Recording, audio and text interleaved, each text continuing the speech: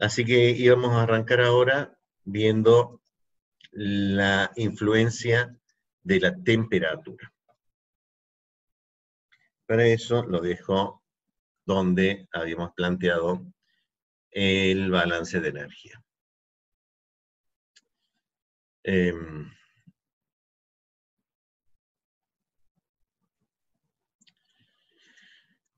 La energía es otra variable conservativa, exactamente igual que el número de moles, así que responde a la misma ecuación general de balance de conservación de una magnitud.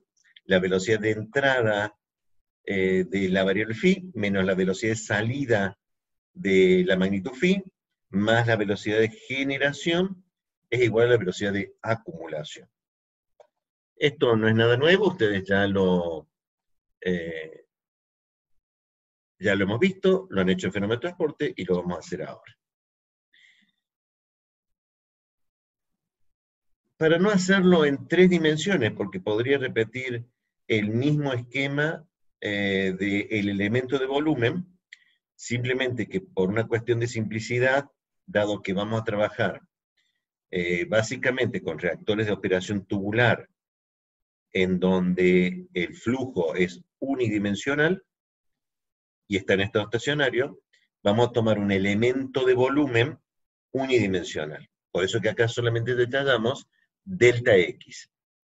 Sea delta X un elemento de longitud, esto tiene una sección transversal, uno dentro del lado de tubos, esta sección transversal, este tubo tiene un diámetro que define una sección transversal y define un perímetro mojado.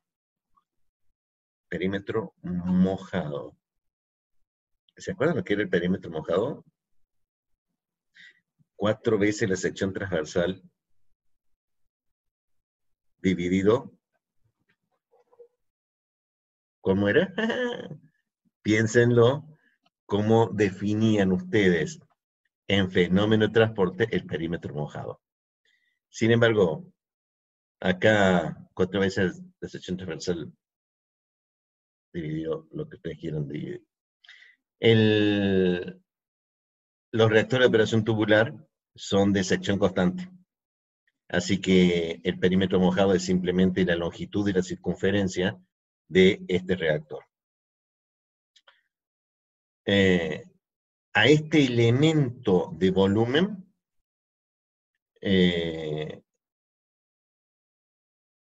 ya recordaron, el diámetro equivalente era 4 veces la sección transversal dividido el perímetro mojado.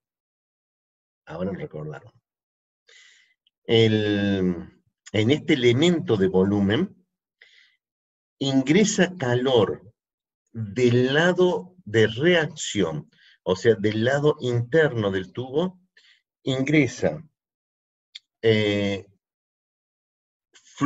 fluido con un flujo molar F sub I, sale fluido en el elemento, en la posición X más delta X, sale fluido como F de I en X más delta X, y hay un flujo de calor que ingresa desde el exterior de las paredes hacia el elemento de volumen. O sea que este de acá adentro es el elemento de volumen sobre el cual estoy haciendo el balance de energía.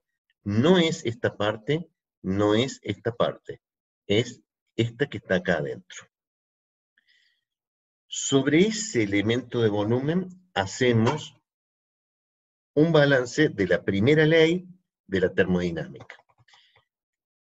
Como es un sistema de flujo, la primera ley decía, la primera ley de termodinámica para el sistema de flujo, delta H era igual a Q menos W. Entonces, la velocidad de entrada de energía a este elemento de volumen por flujo convectivo es el producto del flujo molar del componente I por la entalpía molar parcial del componente I sumado sobre todos los componentes, que es la entalpía total de la corriente en la posición X, menos la entalpía total del flujo, la sumatoria de los flujos molares por la entalpía molar parcial del componente, valuado en X más delta X, y el calor que ingresa atravesando las paredes de este reactor y entrando a este elemento de volumen es esta densidad de flujo de calor U por A por delta T. El área de intercambio es el perímetro de esta sección transversal multiplicado por la variación de longitud delta X. Ese es el área de intercambio multiplicado por el coeficiente global de transferencia de calor multiplicado por la fuerza impulsora al flujo de calor. Observemos dos cosas. Primero, el U es un coeficiente global. Ese coeficiente global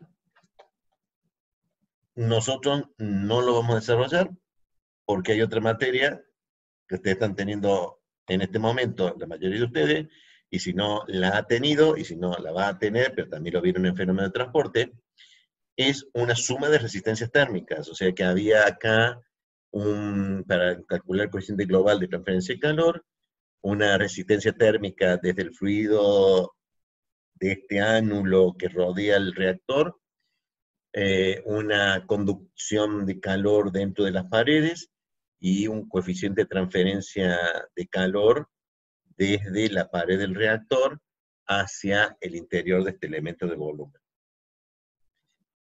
Ese valor de U tiene que ser calculado con todos los métodos que ustedes están viendo de tecnología de energía térmica. O sea, la parte de conducción es simplemente, depende de la conductividad térmica del material sólido que es la pared del reactor, y los otros dos coeficientes de transferencia de calor depende de ¿de qué depende? De números adimensionales. El H se sacaba del Nusselt, y el número de Nusselt era función del Reynolds y del Brandt. Oh, ingeniero, hay que calcular números dimensionales para calcular H. ¿Por qué no? La verdad es que como en general creemos que tienen amplia experiencia en tecnología de energía térmica para poder calcularlo, confiamos en los cálculos de tecnología de energía térmica y nosotros vamos a usar directamente un U. En una situación real, ustedes tendrán que calcular el U con todas las herramientas de tecnología de energía térmica. Se va a cortar dentro de unos minutos. Quiero simplemente cerrar esta idea dentro de este desarrollo. Hay un punto crítico en este desarrollo. Está suponiendo que el calor entra al elemento de volumen. Esto es, en la densidad de flujo de calor se escribía en el sentido positivo del delta T. Esto significa que está suponiendo que la temperatura de A, la temperatura del fluido que va por fuera de este reactor, es más alta que la temperatura interna del reactor. Este desarrollo está hecho con ese sentido del calor. Significa que el fluido externo está calefaccionando el reactor. La gran pregunta es, ¿siempre será así? O sea, ¿siempre tendré que calentar el reactor y siempre tendré que poner un fluido calefaccionante? ¿Qué pregunta?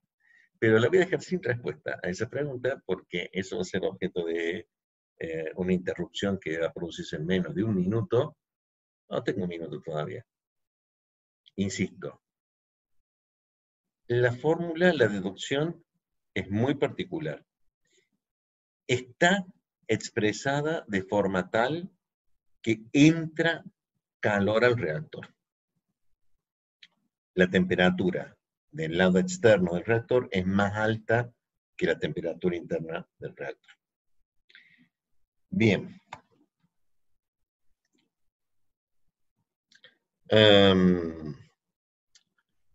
Entonces, hemos hecho un balance de energía, en este elemento de volumen. Falta el término de generación. Bien, acá también lo voy a plantear. El término equivalente de la velocidad de reacción, si existe hay que ponerlo, pero en realidad la energía no se crea ni se destruye. Así que en este elemento de volumen, mientras no haya conversión de masa en energía con una reacción nuclear, no hay generación de energía en ese sentido. La velocidad de entrada, de energía a este elemento de volumen por flujo convectivo, que es el producto de los flujos molares por la entalpía, menos la velocidad de salida de energía por flujo convectivo, que es el producto de la sumatoria del producto de los flujos molares por entalpías molares parciales, no hay un término de generación de energía, es igual a cero, porque está en estado estacionario. No hay acumulación. Esa P rara que aparecía allí es el perímetro de la sección transversal. O sea, este tubo tiene un diámetro D que le fija una sección transversal y le fija un perímetro por el cual hay transferencia de calor. Esto es exactamente igual que en fenómeno de transporte o en tecnología de energía térmica.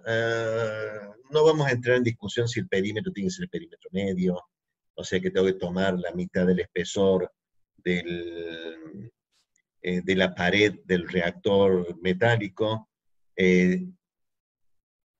porque esencialmente el balance lo estamos haciendo en el elemento de volumen donde se produce la reacción química. O sea que es el volumen del reactor. Y el volumen del reactor es con el diámetro interno, porque ahí es donde se produce la reacción. El fluido no invade la mitad de la pared del reactor. Así que tengo que tomar el diámetro interno para que me coincida sustancialmente con el mismo elemento de volumen de reacción química que también se está produciendo en este elemento de volumen. Y no fui lo suficientemente enfático.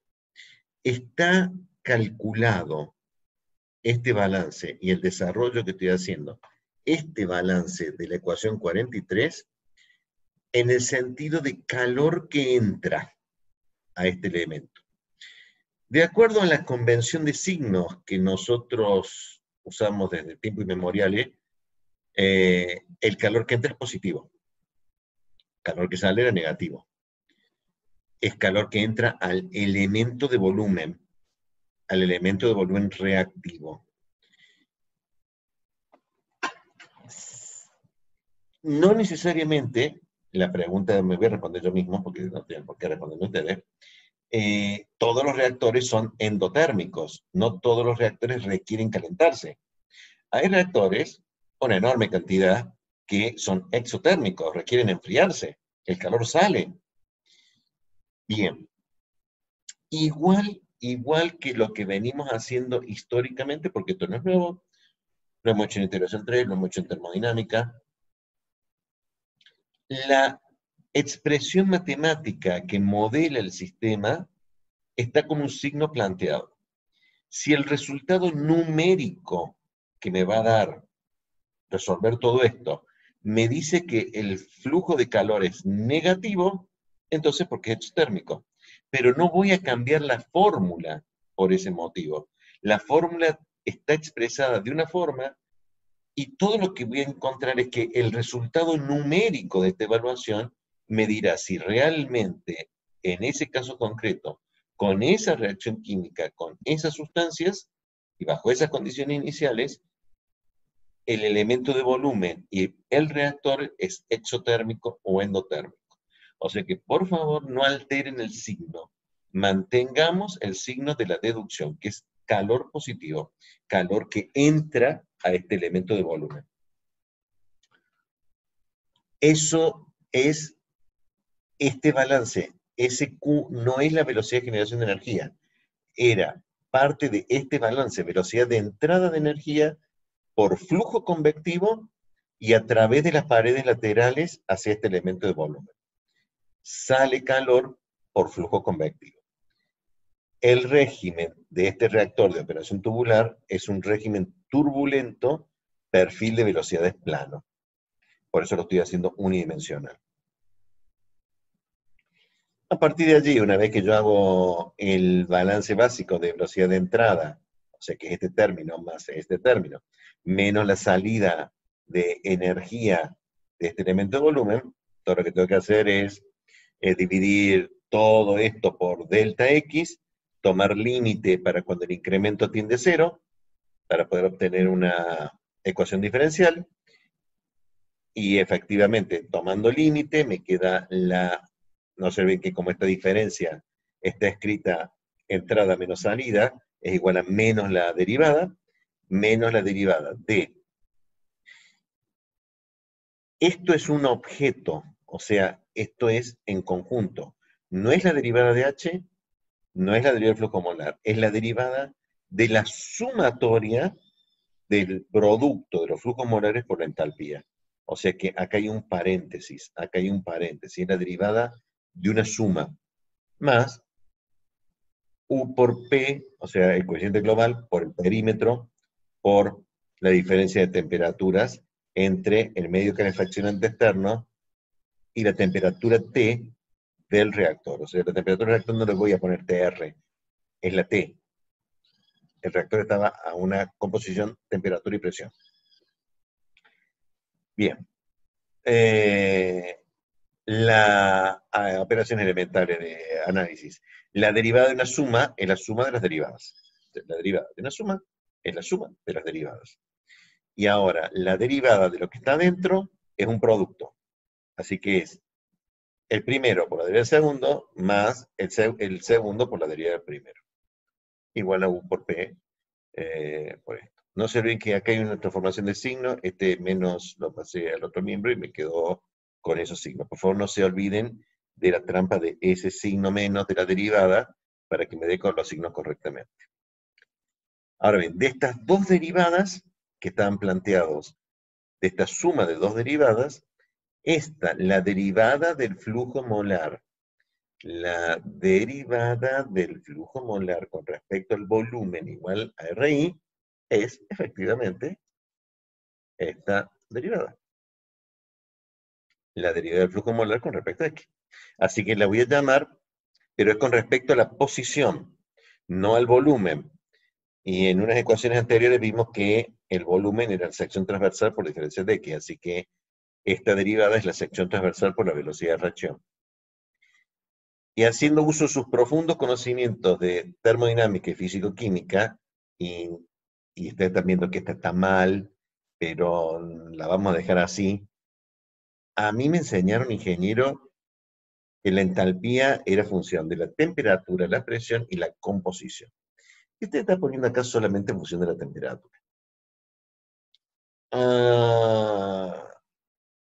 Sí. Efectivamente, si yo pusiera el término de la presión, que sé que ustedes saben cómo es el término de la presión, tiene un problema complejo resolver el sistema de ecuaciones diferenciales. Por eso es que vamos a hacer un planteamiento en donde razonablemente la mayoría de los escenarios indica eso, a las condiciones que vamos a trabajar, que la entalpía no depende de la presión. No porque no dependa, o sea, a ver, ingeniero, usted invirtió un año de su vida en tratar de explicarnos que tendríamos que trabajar lo más exacto posible. Y ahora, de repente, después de haber hecho no sé cuántos cálculos de la dependencia de la entalpía con la presión, o sea, ¿qué necesitamos? Alfa, necesitamos la ecuación de estado, necesitamos un montón de cosas, y ahora de repente no lo usa. Sí, no lo voy a usar. En general no justifica por este término. Es más impactante porque la entalpía sí es una fuerte función de la temperatura que la dependencia de la entalpía con respecto a la presión. Si realmente lo quisieran poner, se lo puede poner, pero ya las herramientas no son para resolverlo con MATLAB. Hay que resolverlo necesariamente con Computational Fluid Dynamics. O sea, hay que hacer otra cosa, hay que plantearlo de una forma totalmente distinta, como lo vamos a plantear nosotros. Para la mayoría de los cálculos ingenieriles, esta suposición es suficiente. No es necesario suponer que la entalpía es función de la presión. Reemplazando esta derivada de la entalpía con respecto a la posición en esta expresión, y dado que la capacidad calorífica es una propiedad de la sustancia, una propiedad del componente, es que me queda, dividiendo ambos miembros por diferencial de x, la derivada de la temperatura con respecto a la posición. En este término estaba la velocidad de reacción, despejo la derivada de la temperatura con respecto a la posición, despejarla implica sacarla factor común fuera de la sumatoria, porque no tiene ningún índice I, es la temperatura del elemento, la posición del elemento de volumen, sale fuera de la sumatoria, entonces me permite pasar esto al segundo miembro y este factor como denominador. Entonces me queda esta expresión que es la dependencia de la temperatura con respecto a la posición del reactor. Pero estrictamente no me sirve porque la ecuación de diseño desde el punto de vista molar era la derivada del flujo molar con respecto al volumen. Y la relación que hay entre volumen y posición es la sección transversal.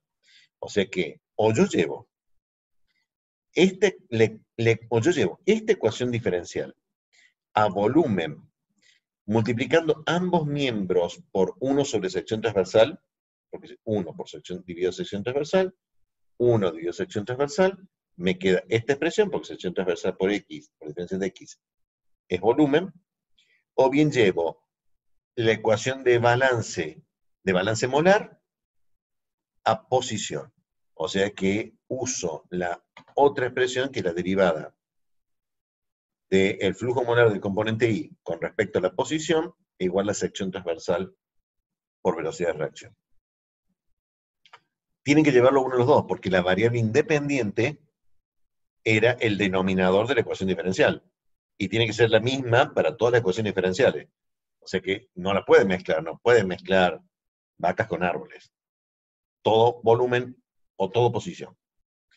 Los factores de conversión son muy simples en la sección transversal. Me queda entonces una hermosa ecuación diferencial ordinaria, que no sé si es variable separable, no tiene pinta de variable separable, porque para separar variable, esto es un lío, pero sí me quedó todo en función de la temperatura. Esta entalpía es una función compleja de la temperatura, y este Cp es el Cp de cada uno de los componentes que estén en la mezcla. Observen que también estoy suponiendo que la entalpía de mezcla en exceso es igual a 0. O sea, estoy haciendo dos suposiciones, que la entalpía de mezcla en exceso es igual a 0, que es una mezcla ideal, y que además la entalpía de la sustancia pura no depende de la presión. El motivo fuerte de esa suposición, básicamente, depende de este denominador Cp. Esto es, si yo no podía sacar factor común acá Cp, y acá me quedaba una derivada de la presión, y me quedaba algo complejo con la entalpía molar parcial en exceso, entonces no iba a poder despejar nunca la temperatura, la derivada de la temperatura con respecto al volumen. ¿Por qué tengo que despejarlo? No lo dije todavía. La ecuación fundamental del diseño molar. Profe, Sí, ¿podría repetir los tres suposiciones que hace? sí. Hasta esta ecuación es exacta, porque es la entalpía molar parcial del componente I. ¿Sí? O sea, en todo el desarrollo es la entalpía molar parcial. Tengo que rebobinar la primera. La ecuación fundamental, era el flujo molar del componente I por la entalpía molar parcial. ¿Por qué no lleva la barra de arriba? Gran pregunta fisioquímica. Doy la respuesta de IRQ porque ahí tenemos siempre algún chisporroteo. A mí no me interesa la barra de arriba si yo sé que es la entalpía de un componente en una mezcla. Si la entalpía de un componente en una mezcla es molar parcial. Con molar parcial es exacto. Ahora, la entalpía molar parcial del componente era la suma de la entalpía molar parcial del componente puro más la entalpía molar parcial del componente en exceso. Aquí, cuando sustituí, o sea, hasta el momento me queda esta derivada, cuando yo planteo que la derivada, perdón, que el diferencial, no la derivada, que el diferencial de la entalpía molar parcial es igual a Cp sub I de T diferencial de T, he hecho esas suposiciones de entalpía. Primero, que la mezcla es ideal, razón por la cual la entalpía molar parcial en exceso es cero. Y segundo, entonces me queda la entalpía del componente puro. La entalpía del componente puro es función de la temperatura y la presión. Y lo segundo que yo digo es que es función solamente de la presión, para que me quede en esta expresión solamente el Cp. Porque de lo contrario, acá tengo que haber planteado todo el total, o sea, es igual Cp diferencial de T más B por 1 menos alfa T diferencial de P más H sub I molar parcial en exceso, que depende de la composición, la temperatura y la presión, con un modelo de coeficiente de actividad o coeficiente de fugacidad. Entonces, si yo pongo realmente todos los términos acá y arrastro todos los términos acá, no voy a poder lograr mi objetivo, que es despejar la derivada de la temperatura con respecto a la posición y explicitarla. Por eso quise esas suposiciones. Mezcla ideal y que la entalpía no es función de la presión, porque la entalpía molar de la sustancia es pura. Para que me quede solamente la dependencia del Cp.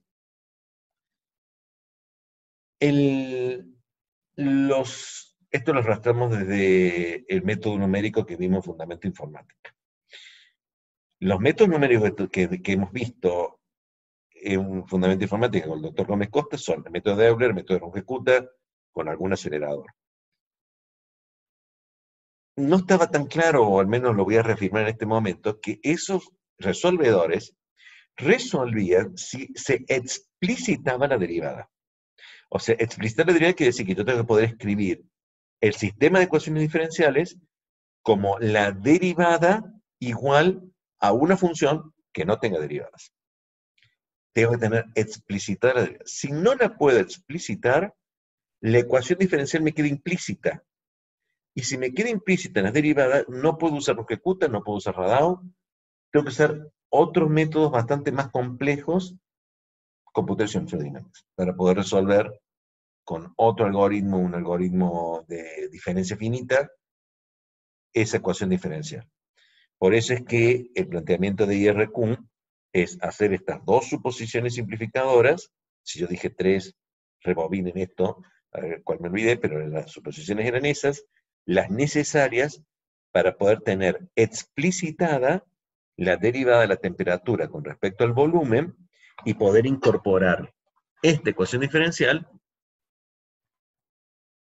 ¿a dónde?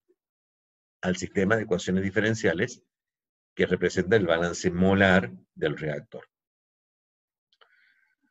Esta derivada entonces explicitada tenía este término de transferencia de calor, porque tiene el coeficiente global de transferencia de calor, este término de sumatoria de entalpías del componente I por la velocidad de reacción. No gano en precisión decir que esta es la entalpía molar parcial. Yo hice una suposición simplificadora que es esta. Es la que yo tengo que usar acá. Pero esta entalpía, esta entalpía. A ver. Otra vez tengo que calcular entalpía. Puede ser que a esta altura haya algunos de ustedes que no sepa calcular entalpía. Si alguno te llega a tener algún error para calcular entalpía a esta altura, en realidad eso va a anular todo el ejercicio. No puedo sostener que ustedes no sepan calcular entalpía. Ni la forma de la función.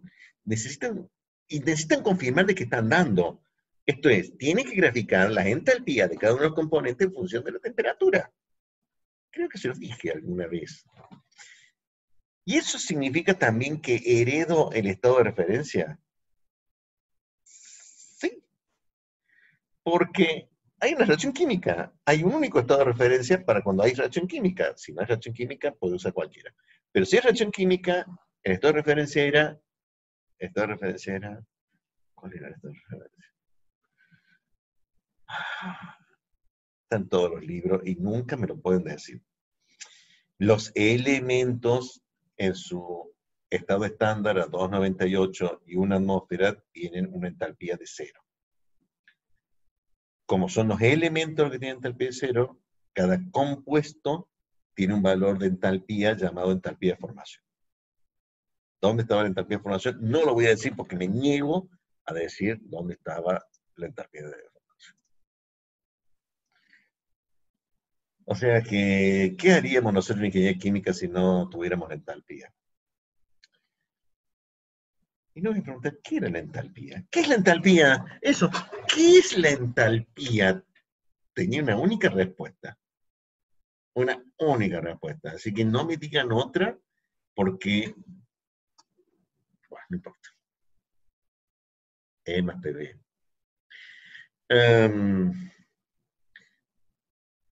Observemos algunos comentarios adicionales. Era la entalpía total del fluido. O sea, en este balance de energía, la energía que entra a este elemento de volumen, la sumatoria es sobre todas las sustancias que tenga el fluido. ¿Por qué el énfasis de todas las sustancias? Porque hay veces, lamentablemente siempre aparecen los parciales, de que hay una sustancia que no reacciona, un inerte. Ese inerte no participa de la reacción química. Entonces, normalmente, hay formas, la vamos a ver porque podemos hacerlo de dos formas, normalmente no participa del balance molar de reacción química, si no tiene no reacciona, es un inerte. Pero el hecho de que yo lo ignore en el balance molar total, no indica que lo puede ignorar en este balance. En este balance es crítico, porque incluso hay sistemas reactivos que tienen un 80-90% de inerte. O sea que la energía por flujo convectivo que se lleva el inerte, que entra y que sale de este elemento de volumen, es muy superior al reactivo. O sea que yo no puedo ignorar el inerte. Otra vez inerte. ¿Dónde vimos temas de inerte? En alguna época de su vida también deberían haber dicho que si había un inerte, eso prendía 20 luces de alerta para resolver cualquier ejercicio, porque casi seguro que me voy a olvidar del inerte. Así que tengo que ponerlo al inerte en algún lado, lo voy a tener que poner. ¿Dónde vieron esto? La ingeniera López se va a reír. Está claro, en equilibrio químico, o sea, el número total de moles, te dirá el número total de moles con los inertes. Bueno, esto es una reacción química. ¿Qué me puede sorprender de que tenga el mismo problema que tenía equilibrio químico? El inerte va. O sea que una vez dicho esto, de que el inerte va, si ustedes se llegan a olvidar de poner el inerte en esta sumatoria, en todos los cálculos, en la resolución del ejercicio, nosotros nos vamos a reír, vamos a poner pésimo y tendrán un 1. ¿Cuál es el problema? Porque nos vamos a reír además, porque lo dijimos. Recuerden el inerte. Si hay un inerte, paren la rotativa, anoten en grande, hay un inerte que tienen que acordarse de ponerlo en algún lado. Entonces, acompañando, entonces el sistema me quedó este sistema, hermoso sistema de ecuaciones diferenciales, que yo lo adelanté ayer. Acá lo tengo bien escrito, bien, tengo que repasarlo de arriba, tengo que corregirlo. La velocidad de reacción era una función de f. ¿Qué era f? F era, ¿de qué componente dependía esto? De ninguno. Es el vector flujo molar. Dependía de todas las composiciones. Todas las composiciones. Eso significa que acá tengo que ver el impacto del inerte sobre las concentraciones, que también puede tener un impacto. De entrada, si el inerte probablemente lo diluya, y si lo diluye, afecta la composición. Así que debe estar en la función de la composición de la velocidad de reacción. Ay, tengo un error acá, lo tengo que corregir. Esta es una F minúscula. Me llevó muchos años convencerlo al ingeniero Cervetti que las F eran minúsculas, así que tenemos la mitad del ejercicio con mayúscula. Yo también lo aprendí con mayúscula. Después después lo convencí de que las F eran minúsculas para que sea coherente con integración 3, porque es la misma F de integración 3. Entonces estamos revisando todo nuestro cálculo, todo nuestro ejercicio para que sea F minúscula. Y acá se me pasó una F mayúscula, pero es F minúscula. Con lo cual me queda un sistema de NC más 1 ecuaciones diferenciales. No es nada nuevo. Si esto fuera integración 3, era siempre NC ecuaciones de balance molar más una ecuación de balance de energía. O sea que acá no hay nada nuevo. O sea, es un balance de masa, un balance molar y de energía. Que se resuelve todo junto, exactamente igual que el sistema algebraico de ecuaciones de diseño de procesos, de simulación de procesos. Acá la única diferencia es que para resolver el reactor de operación tubular es un sistema de NC más 1 ecuaciones diferenciales ordinarias.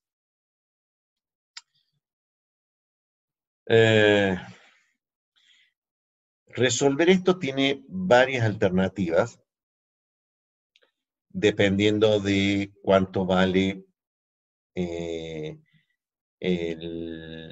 la temperatura del otro lado del fluido. O sea, acá no queda claro que el valor de coeficiente global de transferencia de calor es una función un poco compleja porque depende del Reynolds, depende del número de Prandtl, pero razonablemente lo podemos suponer que es constante, va a ser un número, no va a ser una función. Es una propiedad del diseño del reactor. No estoy preguntando porque algunos cálculos vamos a hacer. Perímetro y sección transversal son variables geométricas. La entalpía y el CP sale de propiedades termofísicas y la entalpía sale del cálculo de entalpía a partir del CP. La velocidad de reacción es esta misma velocidad de reacción, o sea, hay que armar todo el problema de la velocidad de reacción, cuál es su ley de velocidad, cuál es su dependencia de la composición, cuál es su dependencia de la temperatura, acá indefectiblemente depende de la temperatura, y la composición, cómo armo la composición para hacer la función de los flujos molares. Los flujos molares son los flujos molares, así que tampoco tengo ningún problema. El problema es cuánto vale la temperatura del otro lado. ¿Es constante? ¿Es variable? Bien. Lo primero es resolverlo si es constante. Si es constante, es un número. Y si es un número, yo pongo arriba de esto en MATLAB, la TA es igual a tanto y problema resuelto. Entonces es una constante exactamente igual que U, igual que el perímetro de la sección transversal, y se resuelve el sistema. ¿Bajo qué condiciones yo podría plantear que esta temperatura TA la temperatura del fluido del lado calefaccionante del reactor. No sé bien qué calefaccionante por la deducción que yo hago, siempre calefaccionante. El ejercicio en concreto dirá si es frío o caliente, pero siempre calefaccionante para la deducción teórica.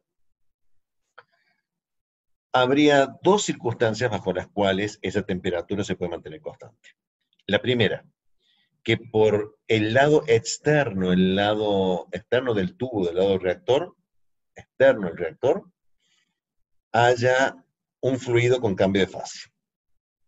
Esto es, o es un vapor condensante o es una caldera. O sea, ya sea que entre vapor, condensa en las paredes, con los cuales hay dos fases, mientras haya dos fases y una sustancia razonablemente pura, la temperatura no va a cambiar. La otra es que yo haga circular agua y está tan caliente la pared que entra en ebullición, es un evaporador, una caldera, un calderín. En ese caso también hay dos fases, en ese caso la temperatura se mantiene constante. Mientras haya dos fases, se va a mantener constante. El otro escenario es que yo haga circular por acá, aumente el diámetro, aumente mucho el diámetro, y haga circular miles de metros cúbicos por segundo de fluido. Líquido, gas, me da lo mismo. Normalmente líquido. Si el caudal es muy grande, entonces es tan grande que no tiene tiempo ni de calentarse ni de enfriarse. Si no se calienta y no se enfría, su temperatura se mantiene constante. Se mantiene constante, es una constante y problema resuelto. El problema es si no se dan ninguna de estas dos condiciones, y si no hay un fluido con cambio de fase del lado externo del reactor, y no hay un caudal muy elevado, que plantee mantener constante la temperatura del lado externo del reactor, entonces la temperatura va a cambiar. Y si la temperatura cambia, este equipo tiene un nombre muy particular. Se lo denomina, ¿cómo se lo denomina? ¿Qué pasa si los dos lados, bueno, si los otros dos lados no cambian, en cualquier dos escenarios? Es un intercambio de calor. Sí, es un intercambio de calor. Razón por la cual el diseño mecánico de este reactor es el diseño mecánico de un intercambio de calor. O sea que nosotros no lo vamos a ver, porque ¿para qué verlo dos veces? El ingeniero Cuchillo lo explica mucho mejor que yo eso, o sea, pero tiene todos los mismos problemas de un intercambio de calor. Empezando por la configuración, porque si ahora es un intercambio de calor, el dibujo que usted hizo, ingeniero, es un intercambio de doble tubo. ¿Todos los reactores de operación tubular son de doble tubo? No, porque no es el único intercambio de calor que hay. Podría haber sido de carcasa y tubo. Ay, ¿y si es de carcasa y tubo? ¿De varios pasos en carcasa y varios pasos en tubo? Y también tengo que saber el cabezal y las normas tema. Y, y puedo ser un cabezal flotante, cabezal fijo. Sí. En general, en general, eh, pero no tiene por qué ser así, pero en general, los reactores, la reacción se produce por el lado tubos. Basado fundamentalmente que la ecuación de diseño es simple para ese lado, ya suficientes problemas tenemos con la reacción química para agregarle además los problemas de los cambios de paso. No necesariamente. Y no necesariamente todos los intercambiadores de operación tubular son intercambiadores de carcasa y tubo. Hay muchos que son de doble tubo, como se acaba de mostrar ahí, y es un serpentín de 10, 15, 20 metros de largo del reactor, todo encamisado. Un intercambiador de serpentín, doble tubo. Sí, en general, no es un intercambio de placa. Un intercambio de placa, aunque se puede diseñar también, es muy raro verlo como reactor. O sea que la operación de los reactores son, en general, como acabo de plantear ahí, tubulares. No porque no se pueda hacer un intercambio de placa, simplemente que ahí sí tengo que hacer uso de el diámetro hidráulico igual a 4 veces la sección transversal dividido el perímetro mojado, para suponer que es un reactor de un diámetro hidráulico, porque mientras el régimen sea turbulento, las ecuaciones que están planteadas ahí son exactamente válidas. Pero los intercambios de placas tienen algunos otros problemas adicionales para transformarse en reactor, que lo vamos a ver cuando veamos reactores reales. O sea, que básicamente están orientados a decir cuán flujo pistón es, cuán turbulento es y cuánto puedo decir yo que en ese elemento de volumen hay una sola velocidad. ¿En qué estamos? En un intercambiador de doble tubo. Entonces, si es un intercambiador y no puedo suponer, o sea, entonces hereda todos los problemas de intercambio de calor. ¿Qué es? Todo intercambio de calor tenía dos lados. El lado del reactor, en principio, en general, cambia su temperatura. Es un perfil de un lado que cambia su temperatura. O sea, la temperatura de entrada, en general, no es igual a la de salida. Mientras que del otro lado del intercambio de calor, si hay un fluido con cambio de fase, el perfil de temperaturas del otro lado del intercambio de calor no cambia, es horizontal, siempre temperatura más alta que la del reactor, porque va del lado calefaccionante hacia el reactor el flujo de calor, o bien hay dos perfiles de temperatura, en cuyo caso necesito saber si esto es a cocorriente o a contracorriente, el sentido de los flujos de fluido del otro lado del intercambio. Tal como está dibujado, era cocorriente.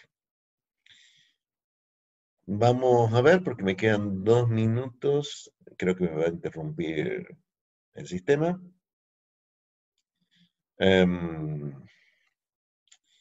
Entonces, ¿qué tengo que hacer? Esto ya lo vieron también en fenómeno de transporte y lo están viendo en tecnología de energía térmica.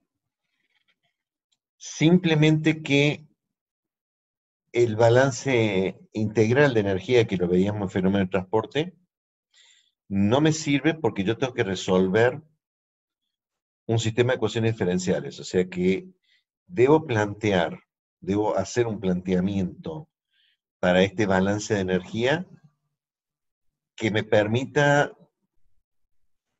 compatibilidad con este sistema de ecuaciones diferenciales. Por eso es que la demostración que voy a dar a continuación para el otro lado es una parte de la deducción de fenómeno de transporte, es una parte de la deducción de tecnología geotérmica, pero nosotros usamos de una forma ligeramente distinta porque tenemos que insertarlo dentro de este sistema de ecuaciones diferenciales. Pero si no fuera por ese hecho, es lo mismo que vemos en las otras materias. Bueno,